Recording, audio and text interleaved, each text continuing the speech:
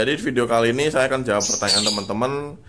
Banyak pertanyaan, Om, kalau di kerodong 2 emang burung nggak kepanasan, nggak over birahi. Jadi gini teman-teman, itu udah saya coba cara ini yang paling efektif udah lama. Jadi pagi-pagi teman-teman kalau sebelumnya udah pakai rawatan saya 5 menit pagi 5 menit malam kerodong 2. Kalau misalnya burungnya bocor, kalau burungnya nggak bocor cukup 1 kerodong. Jadi pagi hari seperti ini teman-teman. Ini posisi kerodong udah basah. Kerodong udah basah, jadi ketika burung kalau emang birahinya lagi tinggi, pasti dia nanti mandi sendiri. Ini pagi-pagi saya buka teman-teman ya. Nah, ini posisi burung pasti basah. Nah, ini basah. Ini soalnya baru mandi. Nih teman-teman ya, airnya ya. Ini bawahnya basah semua. Burung ketika kita double ataupun kita kerodong terus, dia pasti nanti ada selahnya mandi. Ketika dia mulai birahinya tinggi, pasti dia mandi sendiri, dicepuk. Jadi teman-teman gak usah khawatir. Jadi rawatan 5 menit pagi 5 menit malam itu sangat efektif. Nggak mungkin burung over birahi. Yang ada dia malah vektornya tuh awet. Nih jadi badan kenceng seperti ini, nggak ngembung. Posisi seperti ini burung kalau diajak lomba, diajak tarung di atas, pasti dia ngekek. Dalam arti burung stabil birahi sama emosinya. Nih teman-teman ya burungnya. Pastikan pakan jangan dicampur-campur teman-teman ya. Cukup pakai millet putih kiloan. Kalau saran saya mendingan beli millet sekarang kalau bisa sih. Ini saya pribadi teman-teman ya. Kalau saya pribadi sekarang pakai produk Ebot. Jadi miltih itu cukup bersih. Kalau yang lain kemungkinan ada kuning-kuningnya. Jadi kasihan di burung. Kebanyakan serak. Jadi banyak yang kemarin WA saya juga, Om gimana sih ngatasin burung serak? Burung serak tuh rawatannya padahal udah betul, udah rajin, konsisten, dan bersih. Kalau saya sih anjurin pakai produk kemasannya Ebot miltih yang sekarang plastiknya hitam itu teman-teman ya. Soalnya itu sangat berpengaruh. Emang suaranya sebelumnya saya pakai kiloan serak juga, soalnya banyak kotorannya, warnanya kuning juga milletnya seperti itu. Jadi tips buat teman-teman saya jawab kali ini di konten ini. Jadi gimana sih Om biar stabil emosinya, terus stabil vektornya? Jadi seperti itu tadi. Om tetap sama rawatannya 5 menit pagi 5 menit malam, cukup dibersihin, sangkarnya bersih, ganti air minumnya, pakan tetap millet putih dan non AF. Dan sebelumnya lagi, kenapa saya anjurin pagi sama malam itu diganti air minumnya atau mau dipenuhin air minumnya? Ya jawabannya di pagi kali ini teman-teman. Jadi misalkan burung emosi birahi tinggi, pasti nanti dia ketika paginya dia langsung mandi seperti ini. Makanya saya anjurin minuman tuh harus bersih setiap hari. Malam harus diganti ataupun dipenuhin, supaya nanti ketika dia naik mendadak emosi sama birahinya, dia pasti langsung mandi sendiri. Ini cukup efektif ketika orang-orang ataupun joki yang nggak bisa bangun pagi-pagi.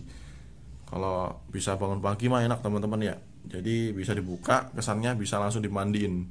Kalau saya pribadi susah bangun paginya, kebanyakan bangun jam 8. Jadi simpel juga kalau rawatan konsisten. Burung juga apal juga.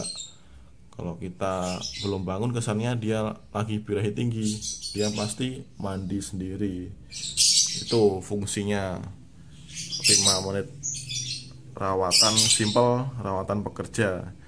Jadi minusnya teman-teman yang ditakutin itu kerodong 2 apa enggak kepanasan burungnya. Burung pinter juga teman-teman ya. Kalau kepanasan pasti dia mandi sendiri. karena kan kita udah merawat dia secara konsisten 5 menit malam 5 menit pagi itu. Jadi yang 5 menit pagi itu kita konsisten buka bersihin sangkarnya ya. Jadi yang paling penting itu malamnya, ketika burung naik melonjak birahinya itu cukup aman karena kita udah penuhin air minumnya. Jadi dia bisa ngontrol sendirinya, bisa mandi sendiri. Jadi nanti langsung netral lagi posisi birahinya. Ini kayak gini udah mandi udah netral lagi teman-teman. Burung kalau single factor pasti ya cuit-cuit gini doang, cak-cik gini doang. Kecuali kalau udah kita setting dalam arti di tempat lomba kurang satu sesi, kita kasih jagung ataupun ekstra fooding yang lain, kena risit, dia pasti langsung kerja ngekek ngedur. Kecuali kalau saya pribadi kasih saran ke teman-teman, burung ada tipikal factor yang kebanyakan itu burung guacor panjang-panjang di rumah, kadang panjang di pedok, itu malah ngeri teman-teman. Burung yang ketika tidak kita setting tapi bunyi terus, itu malah ngeri. Itu biasanya masuknya di burung masteran, bukan burung lomba. Itu tipikal burung yang susah. Burung factor mah identik diem. Intinya diem dalam arti burung kalau factor pasti factor, ngecek gini doang teman-teman. Soalnya kenapa? Nggak kita picu dengan pakan yang bikin dia birahi, kayak kangkung, jagung, kena risit, itu belum kita kasih. Namanya burung factor itu harus disetting. Kalau belum disetting udah bunyi-bunyi sendiri, dia pasti nanti masuknya burung masteran, jadi susah buat dilombain juga. Ini burung baru teman-teman ya, bukan sukmo ya. Ini burung baru, yang minat-minat boleh nanti via WA. Ini burung udah jalan lapangan, murah meriah. Ini masuknya Josan Taiwan teman-teman ya, Josan FC Taiwan, kakinya putih ya. Jadi sedikit tips kali ini buat teman-teman yang takut dikerodong 2 kepanasan, jangan takut teman-teman ya.